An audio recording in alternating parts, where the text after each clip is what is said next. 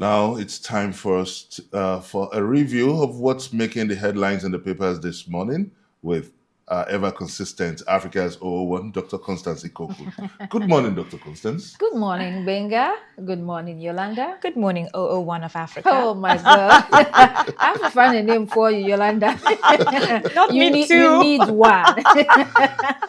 You guys should stop harassing my life. That's true. That's true. But 001 it is.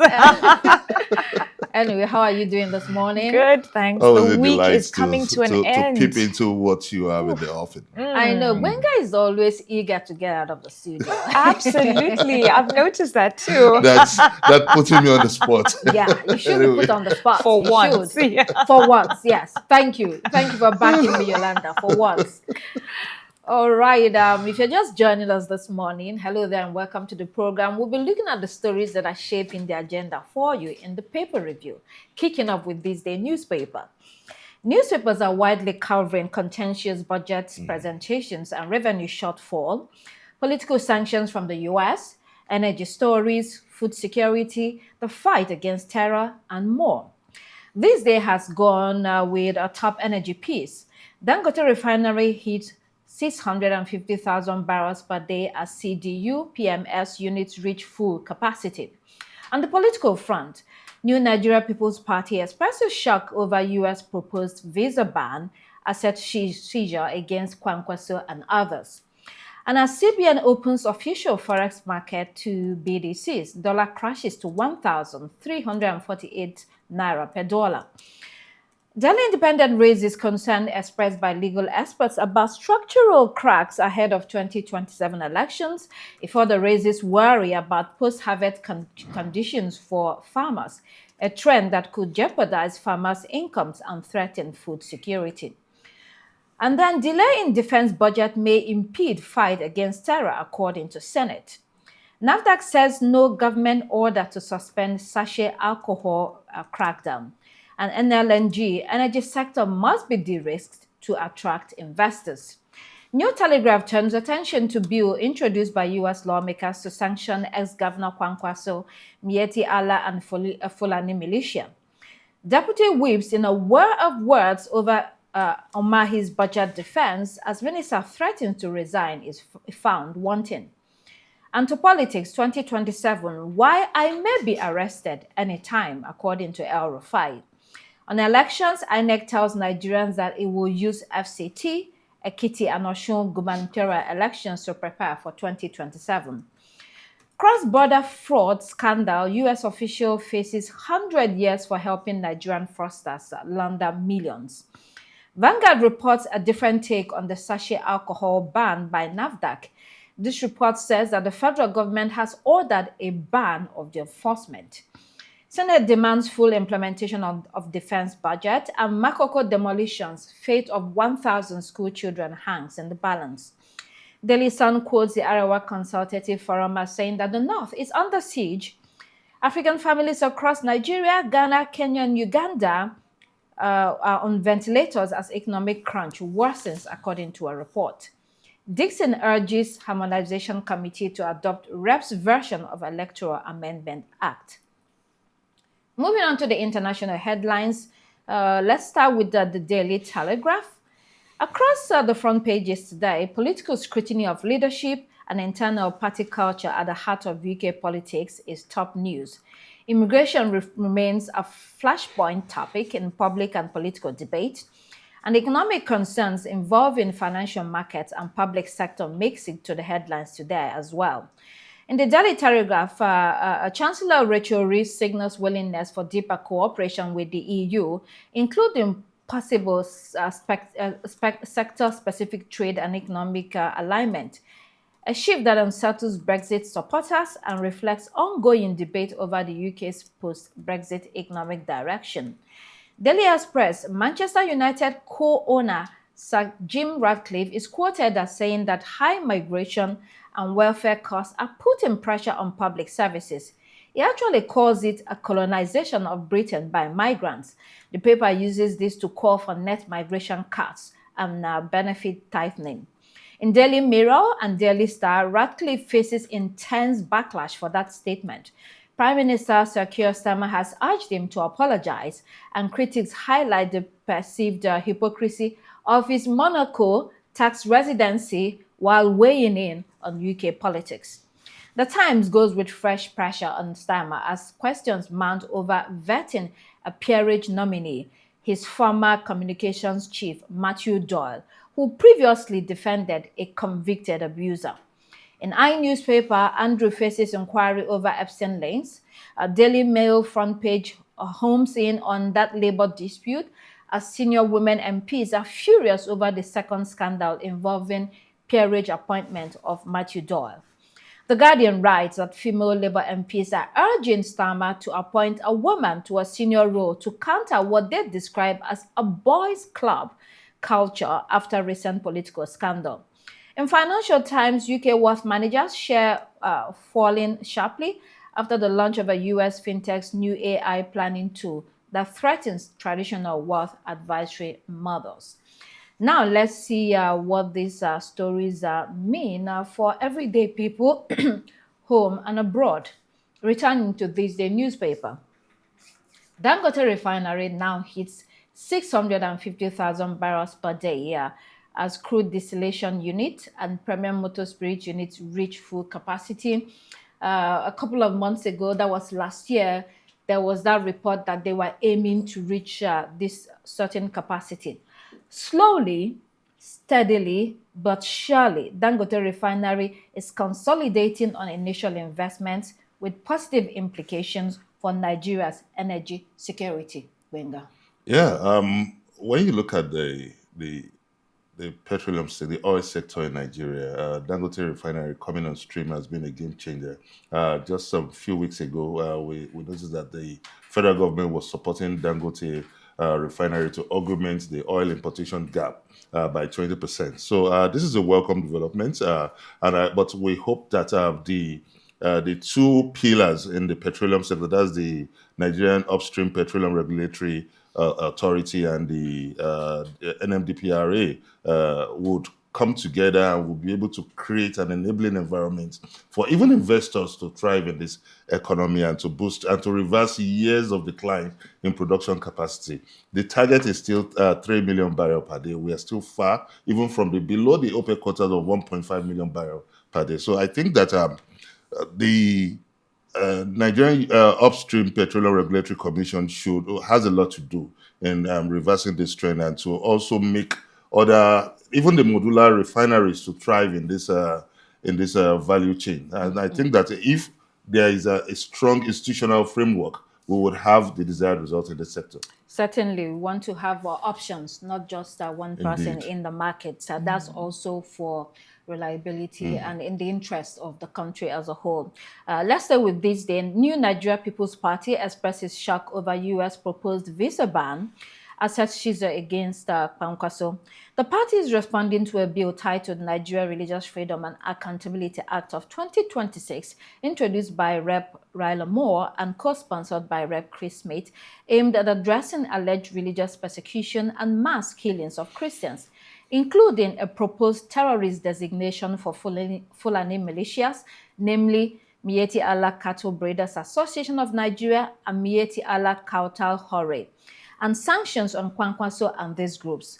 Part of the issues raised by this bill is Nigeria's blasphemy laws as well as Sharia laws and how this has allegedly affected people that are Christians, which it believes is an indication that some Christians are caught in the web of religious persecution, of which the state has not taken steps to halt.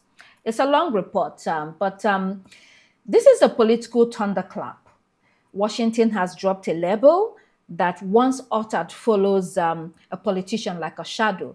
It's impossible to ignore this. Some say that this is just foreign noise, but when this is examined deeply, is it a reputational red flag that could haunt Kwankwaso at home and abroad?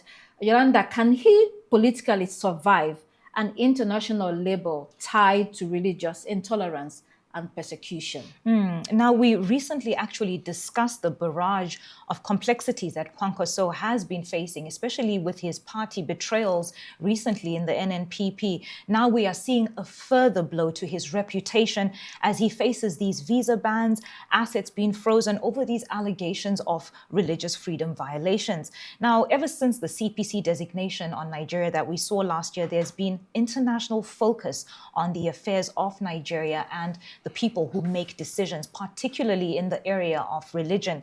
Now, these international sanctions are something that are a bit blurry for many people. And these are just basically restrictions that governments make to keep people in line. It's a type of virtual arrest, so to speak, that's designed to make life difficult for those who are involved. And I think this is exactly what's going to happen. We're going to keep seeing, I think, more names even coming up with this. Now, these sanctions, unfortunately, also discourage other people from having dealings with you. So for Kwankwaso right now, this is a very huge blow for him and for all of those involved.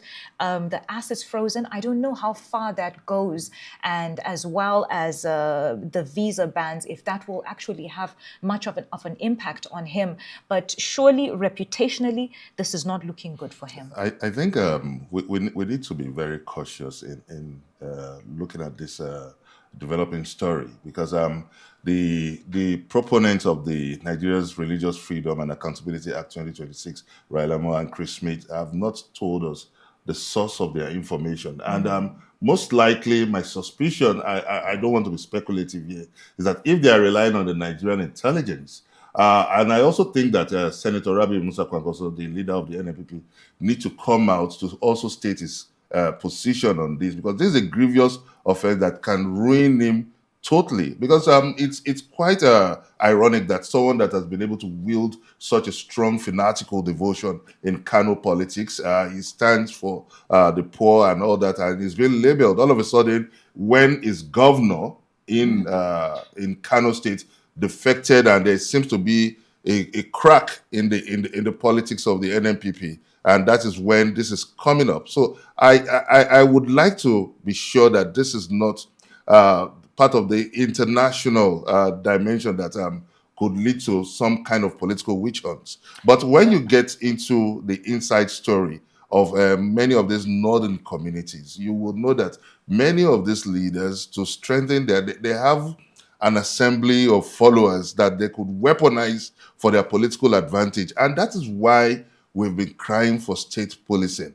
So I think that if something has been profiled as a way forward and as a sustainable solution to a problem, I think that the responsibility lies on the president to show enough political will to ensure that this bill is passed for the benefit of Nigerians. So a few things.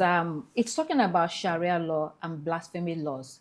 And we know that from 1999, when President Olusegun Obasanjo was, came into power, after a few years, I think we now had that political Sharia that was started by then governor of Zamfara State. Muslims see it as, Sharia laws, they need it, but a lot of people saw it as political Sharia. And before you know it, many states in the north fell in line and began to apply those Sharia laws.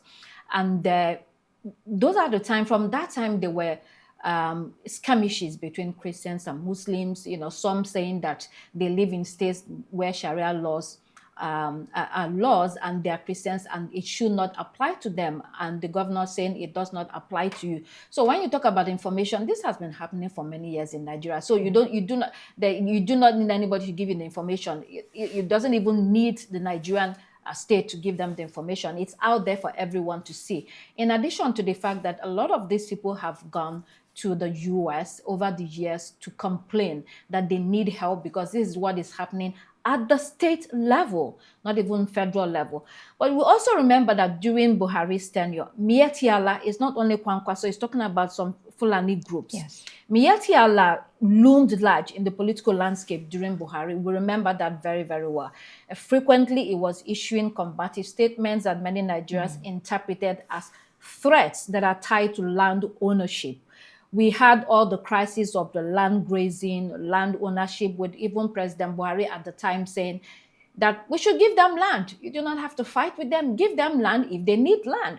So there were issues about grazing rules, rejecting state anti-grazing laws. All these were framed as an attack on Fulani existence in Nigeria. And this really amplified violence across states in the country, and a lot of people were affected. Both Muslims, both Christians were affected, but to this particular case, Christians felt that there was a lot of resentment against them. And quickly to Kwankwaso, it's been mounting battles, like you mentioned, Yolanda, from losing NNPP governor to this. And in this latest WAMI by the US, I think complicates coalition building ahead of 2027, because Yes. I'm aware that it's part of efforts to build an alliance and coalition against the APC in the next elections. It creates a problem for him if eventually this is approved, because this is just a proposal now. It hasn't been finally become law. If it becomes law, it creates a problem for his personal political ambition.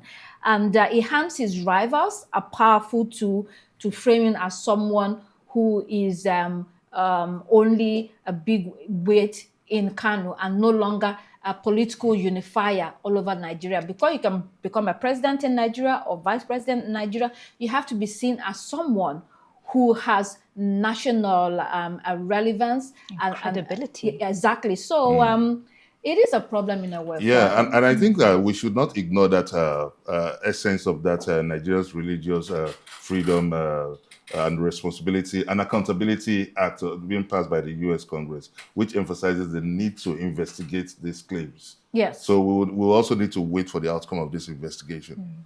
All right, New Telegraph newspaper. Let's quickly take a look at the current budget defense sessions going on at the National Assembly. The latest being that of the Minister of Works, David Umahi. It was an intense session that descended into a shouting match between the minister and senators. He was there to defend 3.7 trillion naira 2026 budget. But what caught my attention was the ministry's 2025 budget, of which he revealed that barely 9% was released of the total 2.2 trillion naira. He said 70% of the 2025 budget was carried over to 2026.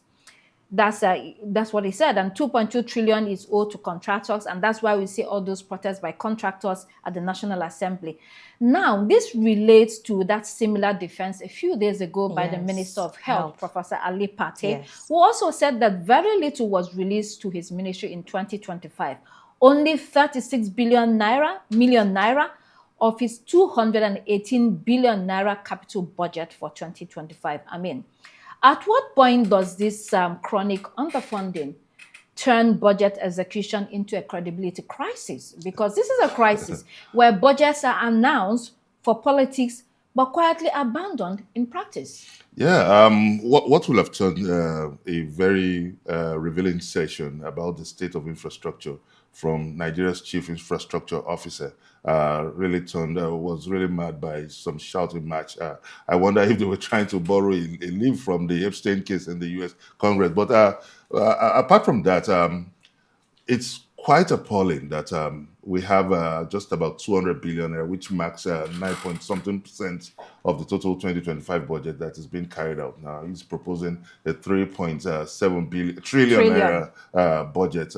It's quite appalling because he has highlighted some critical infrastructure, the legacy project of Tinubu, the super coastal highway from Sokoto to Badagry, and also the Lagos-Calabar coastal highway, which would open the nation to some very strategic economic corridors in the country. But unfortunately, the senators allowed the political interest, their political patronage, to mar that beautiful session with a shouting match. I think that was very needless, and I think there should be a law to regulate the conduct of our lawmakers. Yes, I think definitely personal sentiment did come in the way yesterday. And it's not just yesterday, even the day before, when the sessions were ongoing, we saw these frustrations coming out over these budget allocations.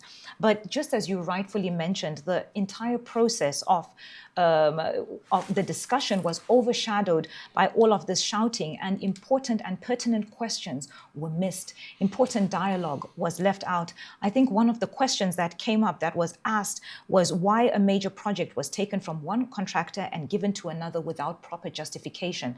But all that shouting, all of that, barrage, that show of power made it very difficult for any credible answers to come out of that. And it's very sad to see as well that that same senator who was exchanging words had also done the same in the past. We've seen him with other high profile, names Indeed. exchanging words as well. So as well, at the same breath, I think it's time that we look at protocols and that they're revised on how to conduct themselves in such situations. I mean, this is very common in National Assembly. It's not limited to Nigeria, all over the world.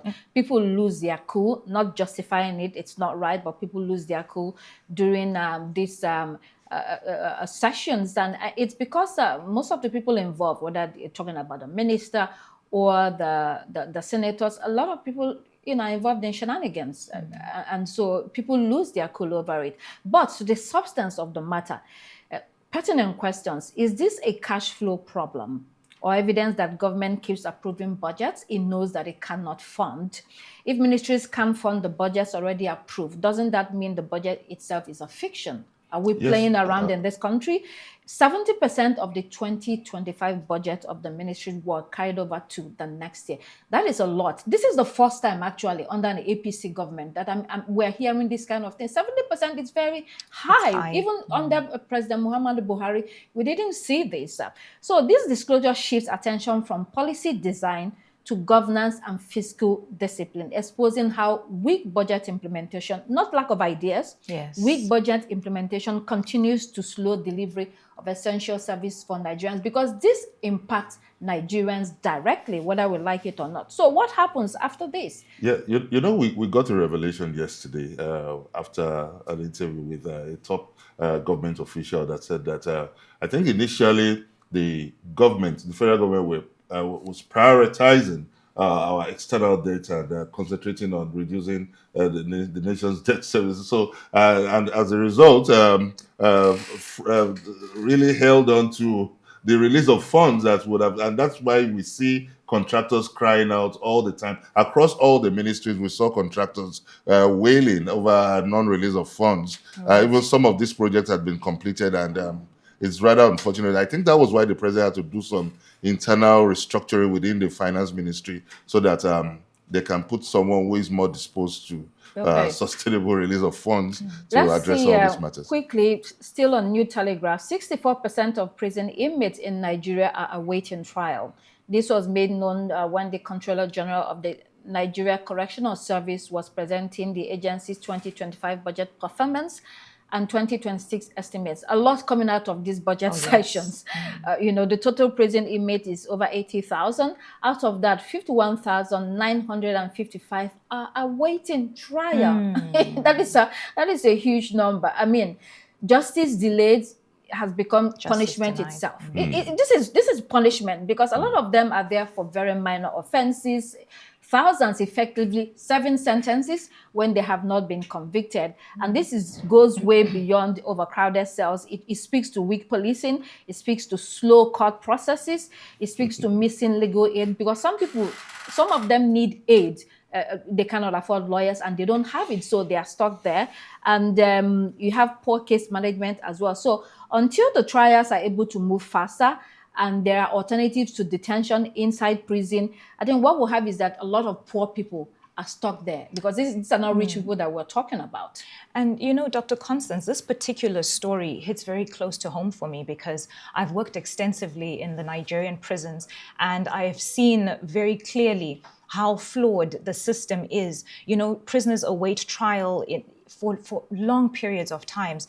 The report says that 64% of inmates. Now, the law requires that a person who is arrested is meant to go in front of a judge within 24 to 48 hours and receive their sentencing. But in many of the cases, you don't see this happening. And I say it's systematic because it's systemic, because you have those flaws in the judiciary, not enough judges, not enough resources. And so you see this continual cycle of delays and many other things happening. So it's very unfortunate that this is what we're seeing, and this strain ends up putting a strain on other areas as well.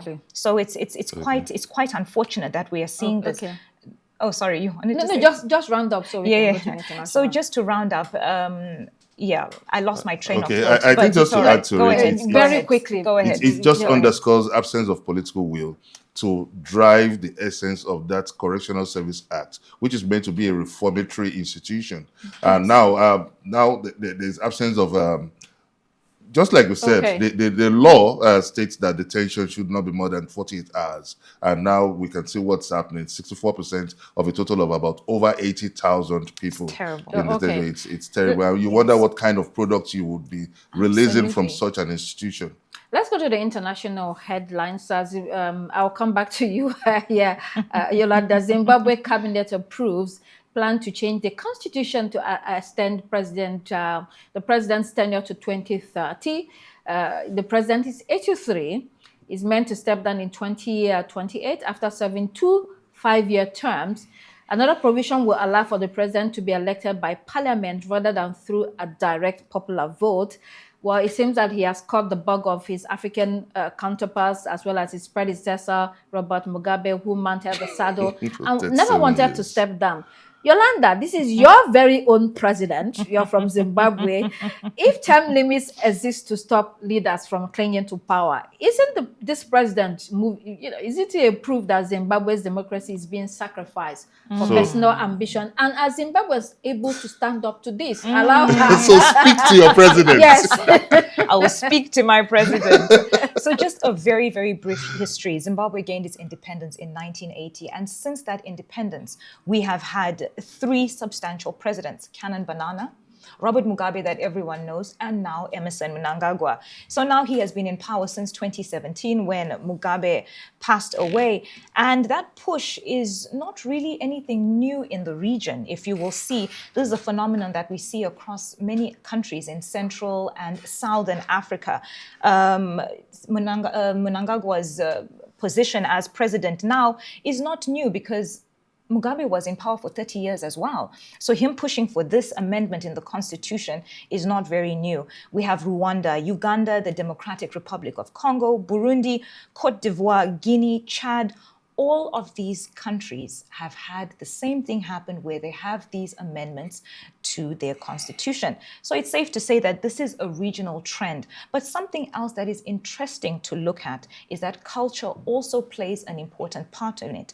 You'll find that these are more conservative communities that these things mainly happen in, with much smaller populations. So you don't see as much uproar as you would What's the see. population of Zimbabwe? 17 million. Thank you very much. Yeah, but even at that, that's Even a lot at of that. people. Yeah. Yes. Anyway, I think it's faced with do it. we have Okay. time? Go ahead. Go ahead. You can close. Very quickly. No, we are out of I time. think that it underscores what we have been saying about the sit-tight African leaders Yes. and the problem that democracy is in crisis, and we need to find a sustainable solution, a model that would work for Africa. All right. Those were your headlines for today. Ooh, thank you so much, Dr. Constance, for that hot seat this morning. You're watching Daybreak.